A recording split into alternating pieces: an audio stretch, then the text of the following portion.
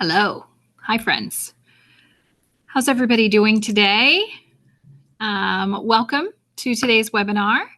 We're excited to have you here. Look forward to an engaging session. Before we get started, a few housekeeping items to ensure a smooth experience for everyone. If you have questions during the presentation, please use the chat or Q&A section. I think it's like a drop down at the top, you can see.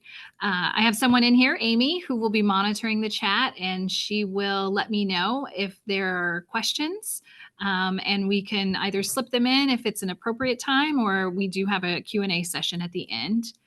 The webinar is going to be available in the resources section of our website, and the link will be provided in a follow-up email within 24 hours.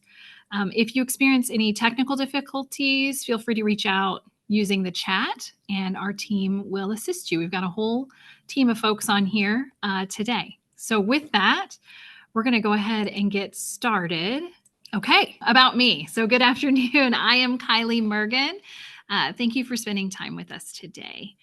A little bit about me. I started my career at a local financial institution here in Topeka during college, and I found a passion for housing there. I joined the bank, Federal Home Loan Bank, in 2007 as a collateral review officer. And for 15 years, I focused on credit and collateral to support our members. And in 2022, I had an opportunity to lead the housing and community development team. And I'm so glad I made that transition to support the efforts we make to further our housing mission. Again, you all are on mute, so sorry about that. But if you have questions, please use the chat function. And with that, we'll get started. So today we're going to walk through who we are and what we do as a bank and as a department. We'll talk about the NAHI Grants program, including the application and the award process. We're also going to walk through the timeline for the application round for 2025.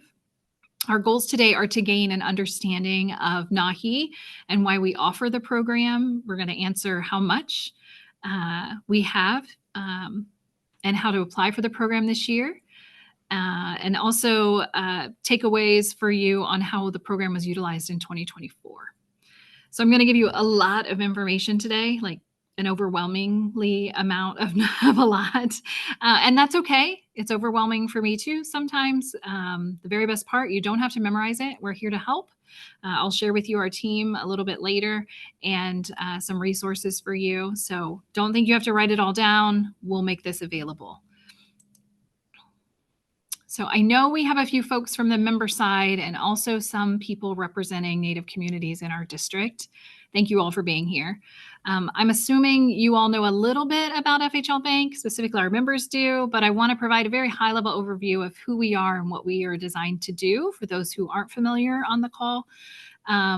So we provide needed liquidity and funding to our members through our district of Colorado, Kansas, Nebraska, and Oklahoma. We're member-owned and are able to provide a competitive advantage to our members through our products and services.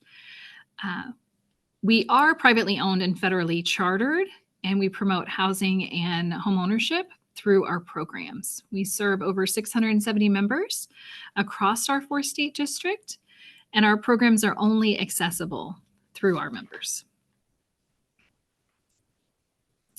We were established by Congress in 1932 to support housing and community development. We provide needed liquidity, which to our members, which are your local financial institutions like banks, thrifts, credit unions, insurance companies. We're considered a cooperative. We're also considered a GSE or government-sponsored enterprise, similar to Fannie Mae and Freddie Mac. The Federal Housing Finance Agency is our regulator. In 1989, our mission was updated by Congress to include housing.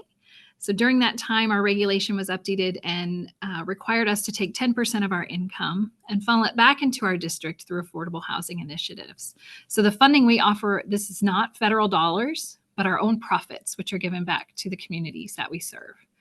There are 11 different Federal Home Loan banks throughout the United States. We all have different regions or districts to bring focus on the needs of those individual communities. Our district, again, is comprised of Colorado, Kansas, Nebraska, and Oklahoma. And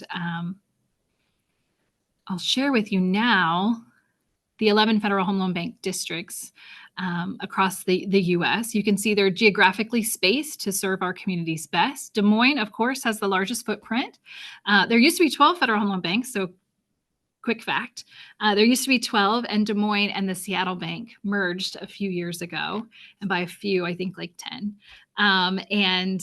They now have the largest footprint with 16 states and territories, while Chicago and Indianapolis, on the other hand, only have 2 states each. So it really is just based on how we can best serve those communities. So housing and community development is the department that I'm lucky enough to lead. In HCD, we get to provide funding to support our district. I've been calling us the reward or the heart part of the bank. For all of the hard work and effort throughout the rest of the bank, we then have the opportunity to build communities and change lives. And we do this through programs that are designed to support our members and your communities. As I noted, we take 10% of our income and funnel that back into the communities that we serve. And we do that through a few programs, which I want to go over. So at a high level, our Affordable Housing Program, or AHP, is our competitive grant program.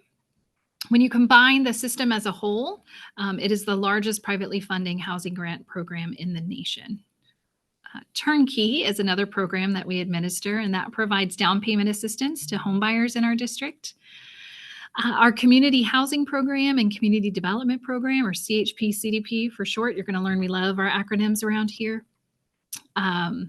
Those are our discount advance programs, and they promote and encourage community lending through our members. And then finally, our voluntary programs. So voluntary programs are funded beyond our regulatory requirement. So outside of our 10% obligation, these are funds that we're choosing to provide to assist with housing needs. And voluntary programs do not have to meet any of our the regulation that is set forth by the Federal Housing Finance Agency. The regulatory program funding. So I just wanted to show for you over the last couple of years what that looks like. So that's that 10% portion of our income. In 2024, we had a record year of funding. And in 2025, we have surpassed that record year. So a new record year for 2025. For our AHP, we will have over $32 million to provide. And for our regulatory portion of our HSP, or our turnkey programs, we have over $17 million to provide. In 2023, we announced our growing commitment for voluntary contributions, which have increased dramatically beyond our 10% required contribution. We will also voluntarily contribute what started in 2023 as $1 million, which actually turned into $3 million. An additional 2.5% was contributed in 2024, and that actually grew to 3.5%. And then starting in 2025, so this year and beyond, we are contributing an additional 5%. Like all of our programs, voluntary grant programs are funded in partnership with our members. So as that contribution grew, so did our programs. And you can see for the 2025 funding that we have available, that full 5% commitment that we've made, you can see the way that we've distributed those funds amongst our programs that we have available. You can see, obviously, what we're here to talk about today is NAHI has 3.6, almost $3.7 million available this year. And this is our program matrix. It's super small. I can't go over all of it, but it is available on our website. You can also scan the QR code to go to our website. It is a great resource. It has all of the information, dates, funds, program information. It's a great resource to have access to some information at your fingertips. Just want to high level briefly talk about the 4 programs that we have launching in 2025. Again, very briefly, but just to let you know that we do have a community assistance recovery effort. That is CARE for short. Again, we love our acronyms here. So CARE, and that provides support during disasters.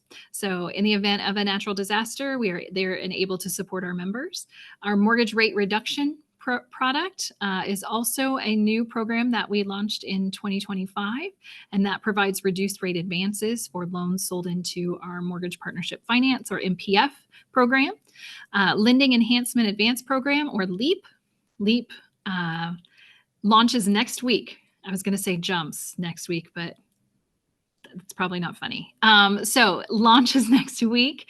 We're very excited to be able to offer resources for our members to provide reduced rate advances for targeted lending. And then finally, our FHLBank Topeka Affordable Housing Institute, that is in partnership with Metropolitan State University in Denver. We are thrilled to be able to partner with them in a different type of capacity than what we've done before. It's a very unique program in that we support the education and growth of new people who will work in the affordable housing space, right? So most of us, like myself, fell into this on accident, but we know and recognize that having a new workforce for affordable housing for the long term is a wonderful thing to invest in. Okay. Voluntary programs. As I stated earlier, voluntary programs are funding outside of our regulatory contribution, and it does not have to meet the same standards or requirements of our traditional programs. Voluntary programs really allow us to be creative and address the needs specific in our communities. And NAHI, Native American Housing Initiatives Grants Program, NAHI for short, was our first voluntary program and was introduced in 2023.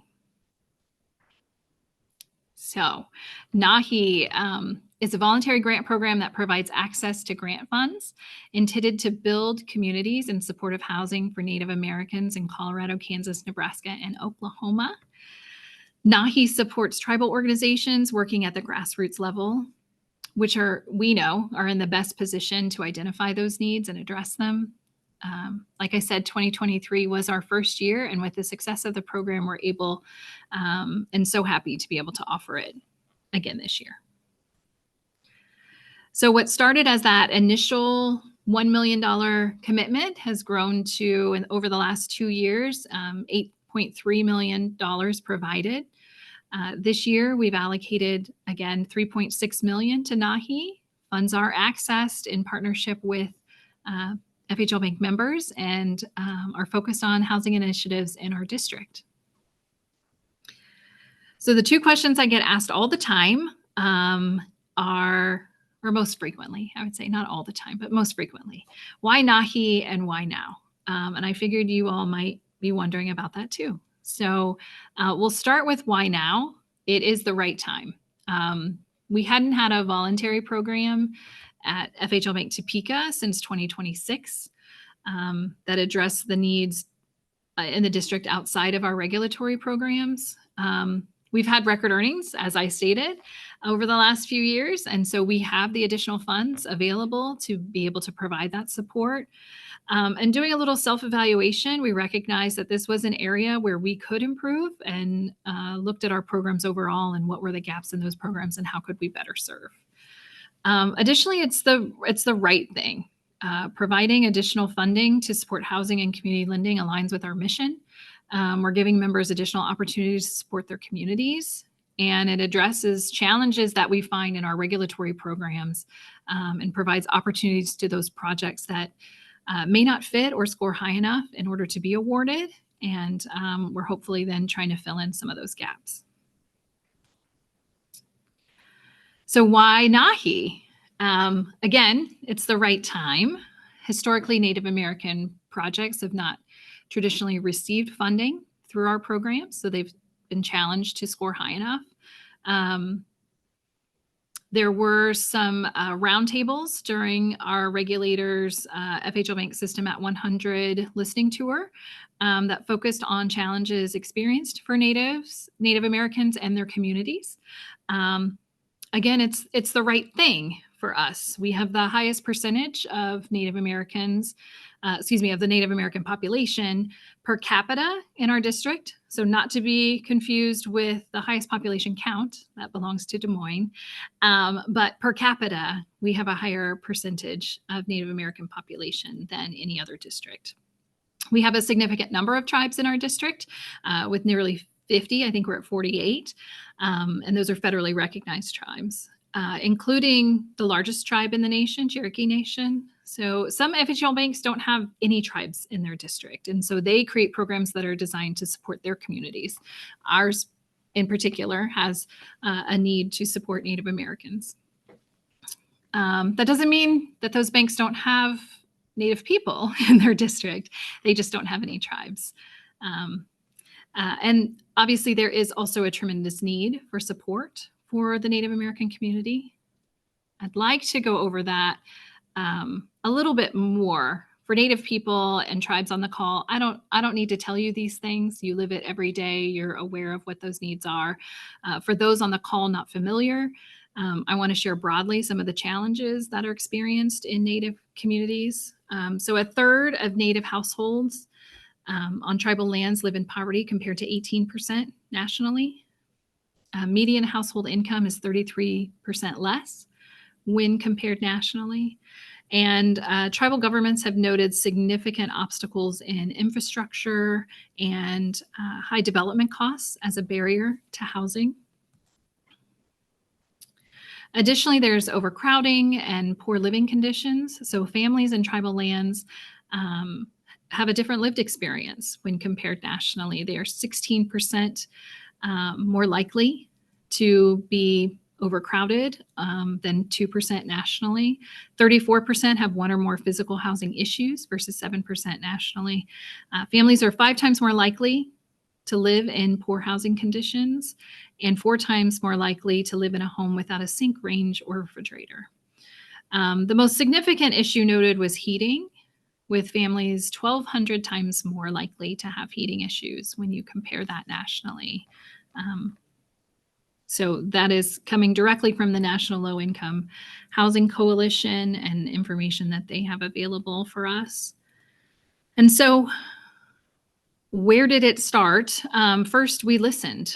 Every quarter, we meet with our Affordable Housing Advisory Council, or AHAC. Again, we love our acronyms, to discuss housing and economic development needs and challenges faced in our district. Native American communities and the struggles faced by those communities continue to be a topic of discussion. We have representation of Native American voices on our AHAC and our board. And so we also listened to the FHL Bank System at 100 Roundtable. I noted that earlier. And here are a few of the many things that were shared at the roundtables. A few themes that we were able to recognize. Regulatory burden negates the benefits of programs. Don't make it complex. It doesn't need to be. There are already programs and plans in place that need funding. We don't have to make it hard. Native communities know what the needs are. They need the funding without telling them how to use it. And preferably that funding comes in larger amounts. A lot of the programs out there designed to support Native communities are in much smaller increments. Additionally, provide funding to specifically support Native Americans because it is often difficult for them to compete. And the biggest takeaway, the one that I keep going back to, is that we need to listen. Listen to what's being said and try to respond. And so we responded. What did we do? We responded. We created NAHI for the sole purpose of providing funding to support Native American tribes and tribally designated housing entities in our district, because we know that they're in the best position to address housing challenges faced in their communities. We designed the program with the feedback that we heard. Again, right on the previous screen, right? We made it low barrier. We didn't want to put a lot of restrictions or requirements in place. We wanted the uses to be flexible and give the recipients the ability to do what they do best. We wanted to be sensitive to the unique needs of Native American communities and provide funding in those larger amounts. We wanted to remove complexity. We didn't need an application with 50 different questions and a scoring rubric. We want to make it as simple as possible. And finally, we want the program to be a partnership. That included a partnership with us and a partnership with our members. So more about the program. The grants are, again, intended to strengthen and support housing for Native Americans in our district. Eligible recipients will partner with our members to access the grant funds. Grants will be in larger increments with the minimum of $100,000 and maximum of $500,000. The size of the grant will depend on alignment with the purpose of the program. And impact reporting will be requested to determine outcomes of the funds that we've provided. Okay, so who is eligible? Eligible recipients are federally recognized tribes or tribally designated housing entities. To be eligible, the tribes or TDHEs must provide housing services to those residing in our 4-state district, and again, must partner with a member in order to make application. So what can the grant be used for?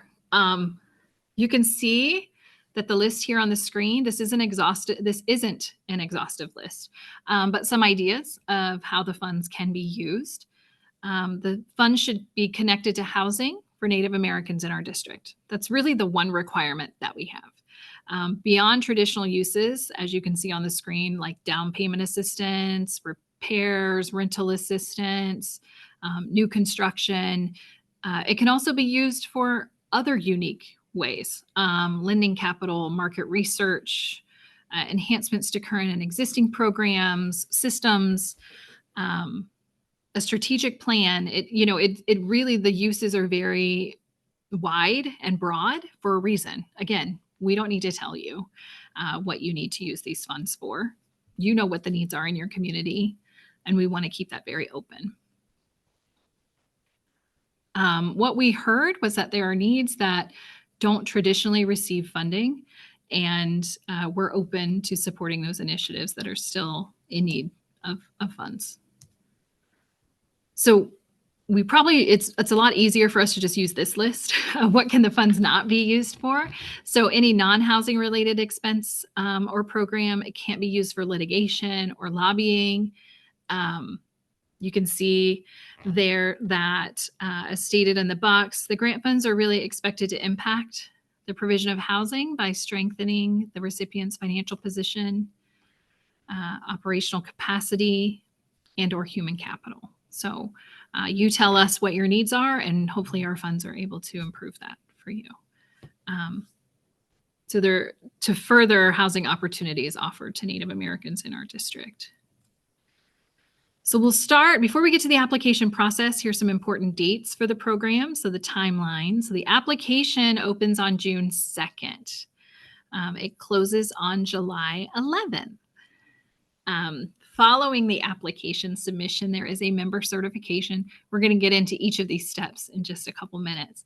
But the member certification, members must have that to us 2 weeks after the application deadline. The application evaluation, we take a little bit of time to evaluate the applications, and we make award announcements on October 31st.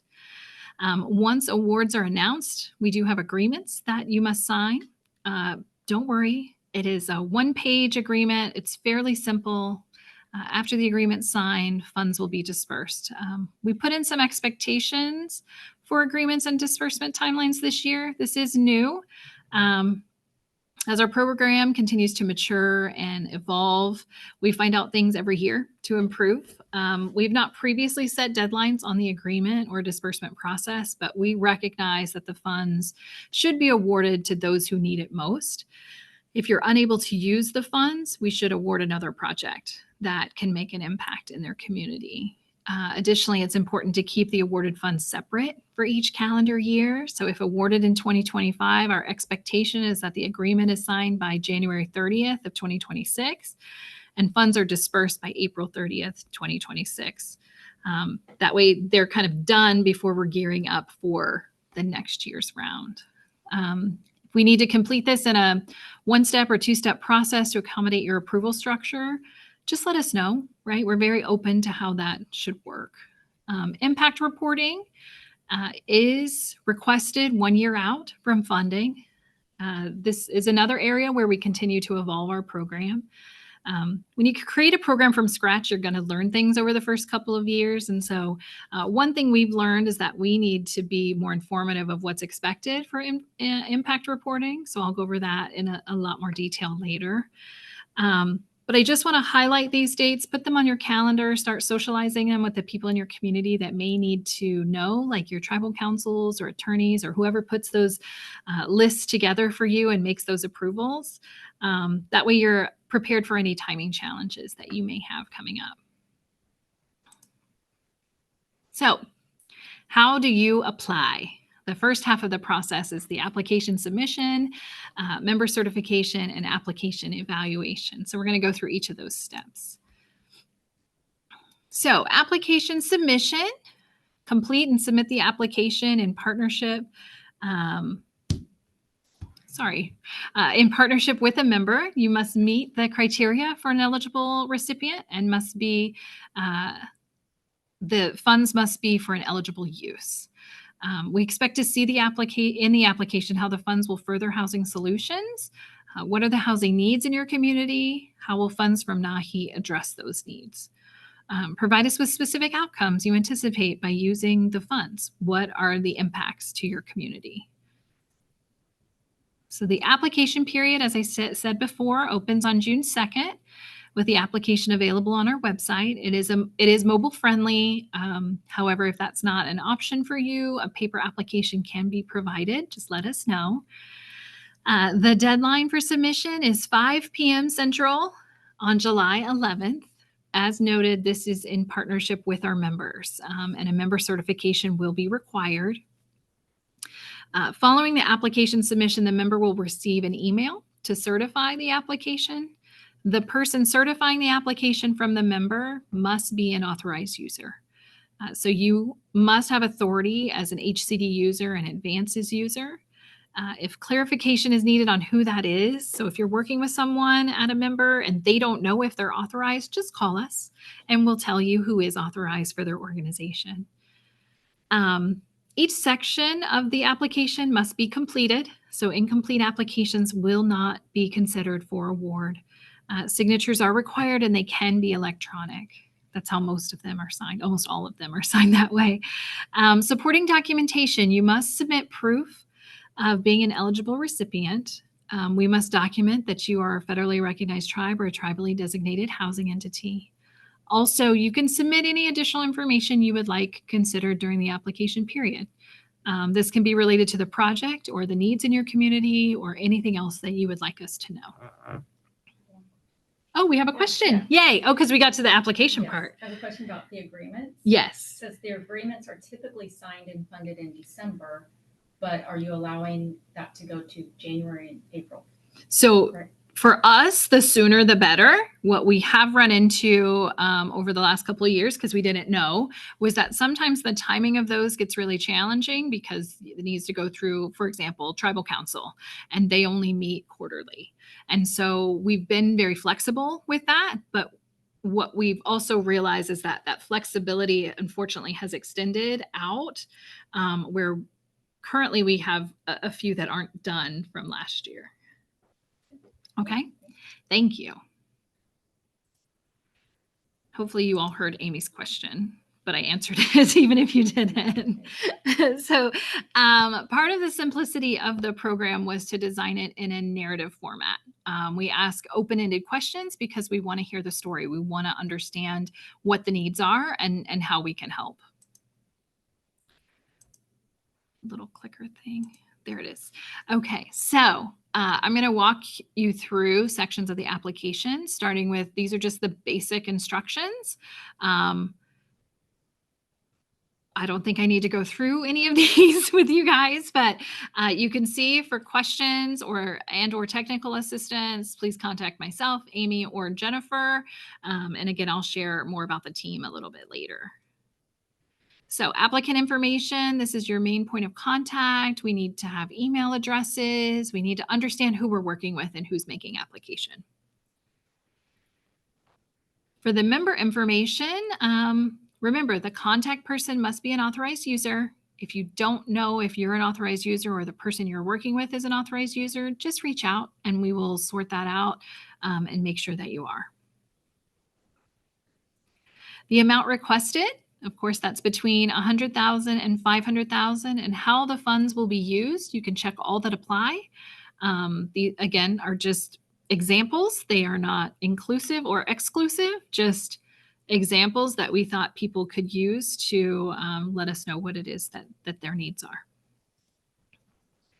And then the narrative part. Again, we want to hear your story. What is your mission, your history, your current state of housing? Tell us about your current programs, how those are funded, any anticipated challenges with future funding. What housing needs are you not able to address due to a lack of funding and resources? How will you use NAHI grant funds if awarded? So this is sort of the meat and potatoes part, right? What are you going to do? What is your plan? And how will these funds impact your community? What's the geographic footprint? What are the counties or areas that will benefit from your proposed use of funds? Provide as much detail as possible so that we have a clear understanding of what you plan to do if you're awarded. And then ultimately what we're trying to get at is like, what is the need? If you receive these funds, how could we measure that that's successful? Like what is it that you're planning to do?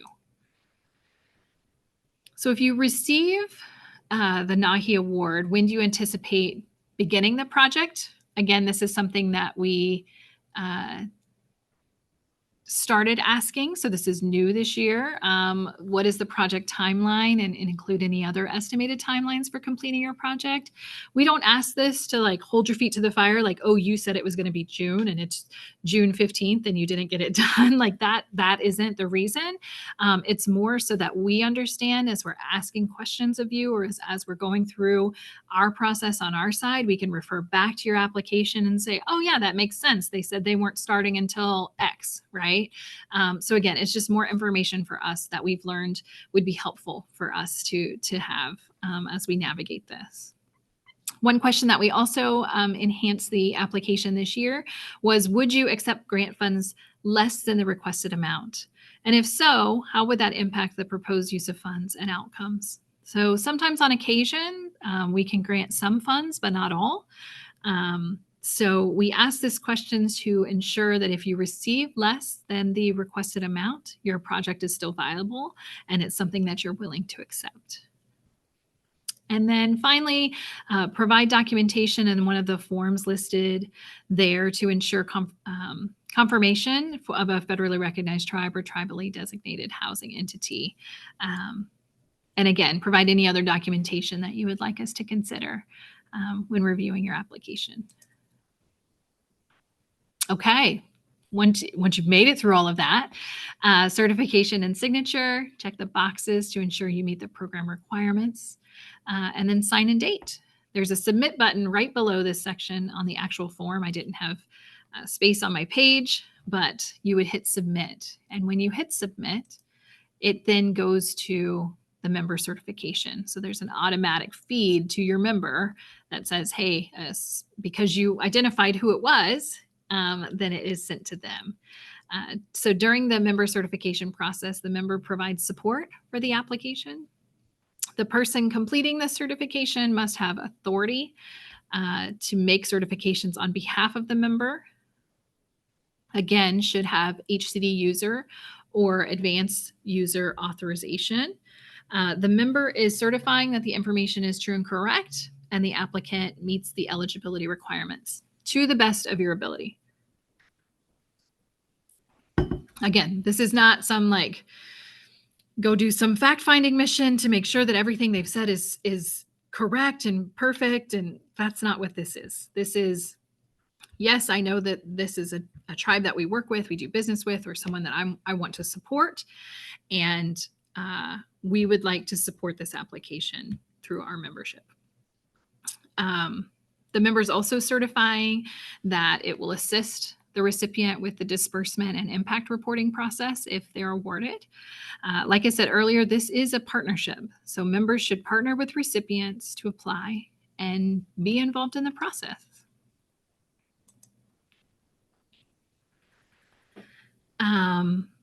So you'll complete the member certification and work with the recipient and FHLBank to coordinate the agreement, the disbursement, and impact reporting. So the member is included in all of those processes.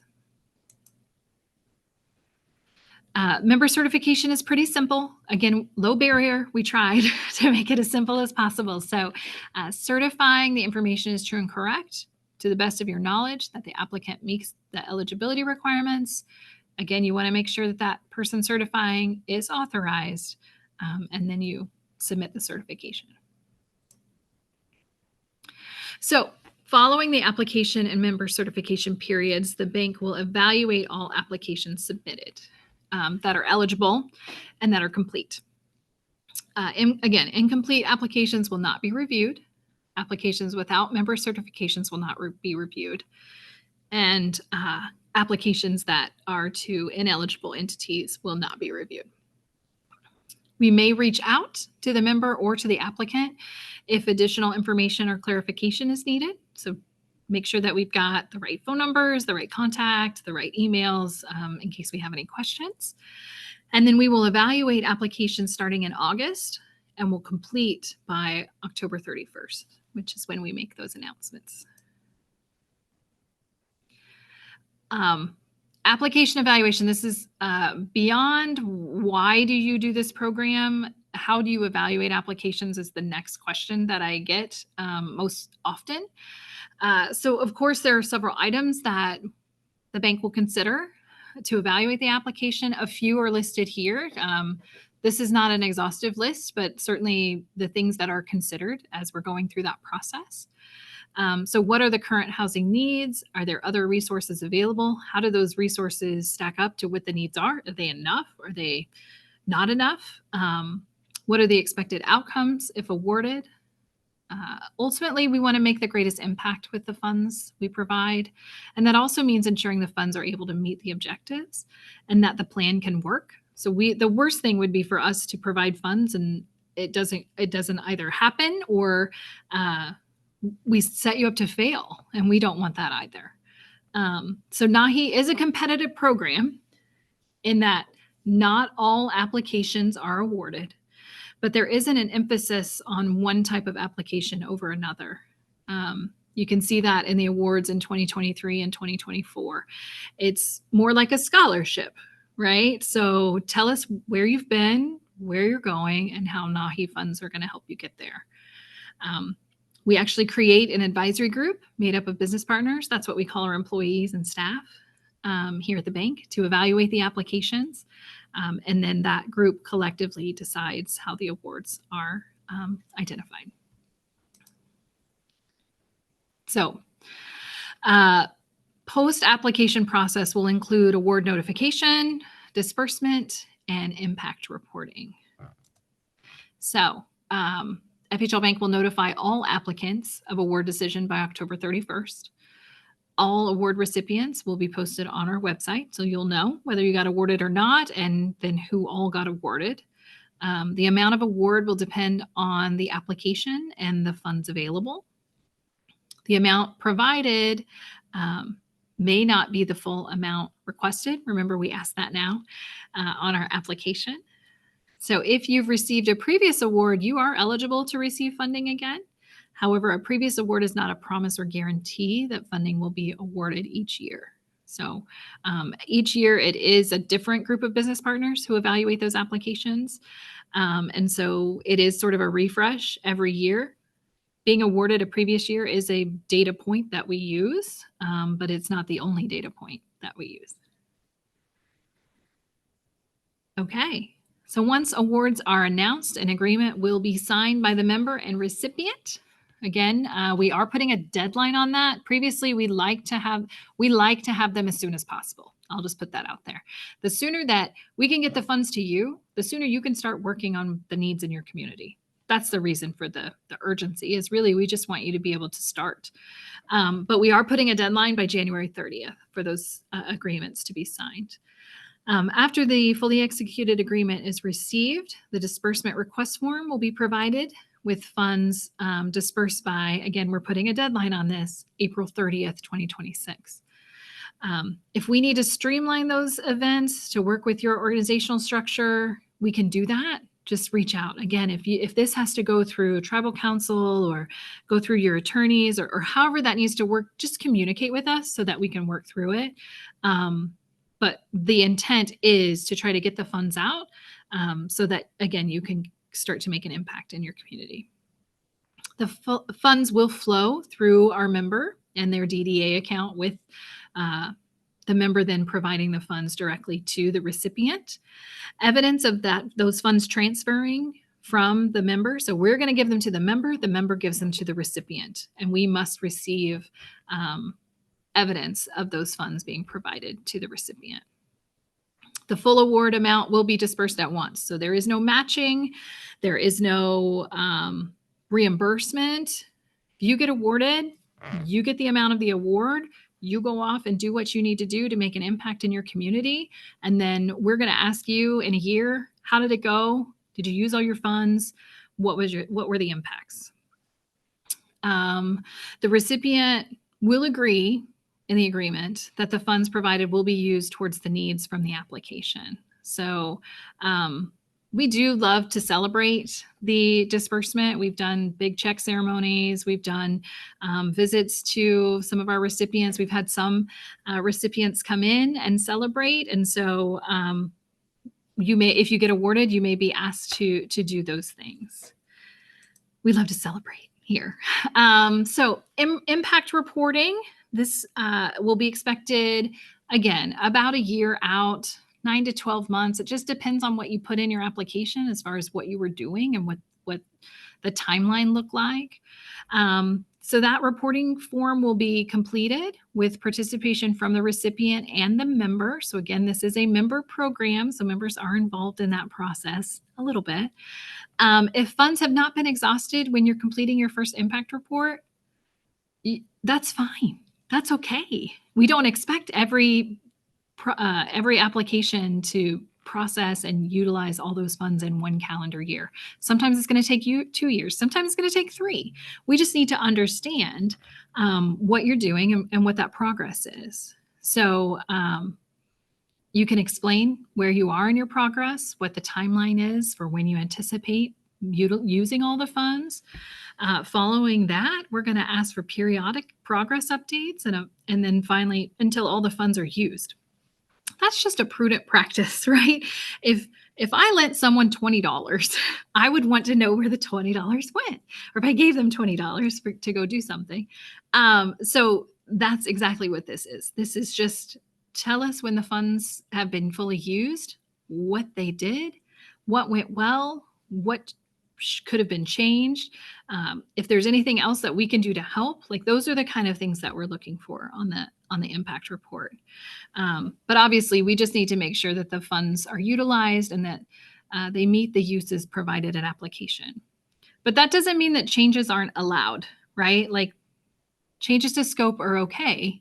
Like life happens, right? And within reason, we're okay with that. We just need to be aware. It's happened before. It will happen again. Even the best plans can change. So I'll give you a few examples. We had an applicant that was going to purchase modular homes.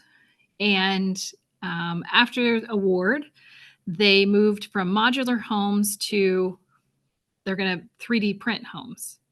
Okay, just tell us that, right? So those things were kind of along the same lines. We had where we provided an award and they had a huge staff change or a huge staff turnover. And so they didn't have the bandwidth to complete what they had said on their application. Okay, that's fine. We'll just extend it another 6 months to a year and then tell us what happened then, right? So another one that we had, it was to purchase a property that was already standing. And by the time they got the funds dispersed, that property had sold. And instead of saying, oh no, now you have to give the funds back, no, go do something else with it. And so they actually ended up building something instead of purchasing something. Still for the same purpose, still for the same reason. And so changes are allowed and they're okay because life is not perfect, right? And so things are going to change. But what we can't do is like award for the creation of a youth homeless shelter, let's say, and then it ends up being for down payment assistance. Like that is where it's a little bit different. If the whole scope changes, we still need to know about it, but we'll need to reevaluate if that still is in alignment with what we're trying to accomplish. Does that make sense? So if there's a huge scope change, if there are any changes, tell us. But for the most part, we really try to work within what those changes are to continue to provide the funding. Okay. In 2024, we received 19 applications, totaling almost $9 million. Ultimately, we awarded 12 recipients, totaling $5.3 million. So we had 2 in Colorado, 4 in Kansas, 1 in Nebraska, and 5 in Oklahoma. In 2023, we did not award any in Colorado. And so awarding in Colorado in 2024 was an improvement for us, meaning that we're hitting all the states in our district. The funding will provide a variety of support. So beyond, again, those traditional uses like down payment and home repair, which it does do, new home construction, improvements to a residential drainage system, support to open youth homeless shelters. So the funds will be used in a variety of ways. Okay, so communication efforts, communication and connection are a critical role in the success of NAHI. That has always been our number one, is we need to build those relationships with the recipients. We need to understand the needs in those communities, and we need to react appropriately. So last year, or I guess in 2023, we introduced the program through a webinar and a podcast. Obviously included a webinar in this year's efforts as well. We continue communication efforts about the program through marketing and other outreach. So we attend events, we provide technical assistance. I talk to people about NAHI every chance I get because I love the program. Most importantly, again, building relationships with our members and those potential recipients remains the most important focus of our efforts going forward. So we want to continue to listen and learn how we can shape our program and provide support. And we know that that is critical to the long-term benefits of this program. Here's our team. So beyond me, it's not just me, but you can see I'm wearing black too. So apparently that was a requirement this day for pictures. But this is our team. You've got Amy Meek. Amy's here assisting me today. She is our Community Programs Governance and Compliance Manager, and she leads the efforts with me on our NAHI program. Jennifer, a lot of you, if you're on here and you've been awarded before, you've most likely talked to Jennifer. Jennifer keeps Amy and I organized and does all of sort of the back end stuff as far as getting agreements and disbursements and all of that process. And Misty Gray also helps and supports that process and does some of our in-office work here. I thought maybe you'd want to see another face beyond just mine.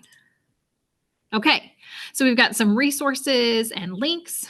Obviously, you have the link there to the bank and our website, specifically to the NAHI section of our website. The announcement of our 2024 recipients is also included there, but there's a wealth of information on our website. If you haven't visited, I'd encourage you to do so. Okay, we're going to open it up for questions. Do we have any? Not outstanding right now.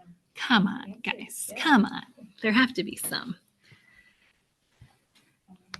Somebody did ask, and I answered it in here, but you might answer this live, is will this PowerPoint be sent out after the presentation? Will the PowerPoint be sent after the presentation? I think the answer is yes. I think. Our team is saying yes. So, yes, the answer is yes.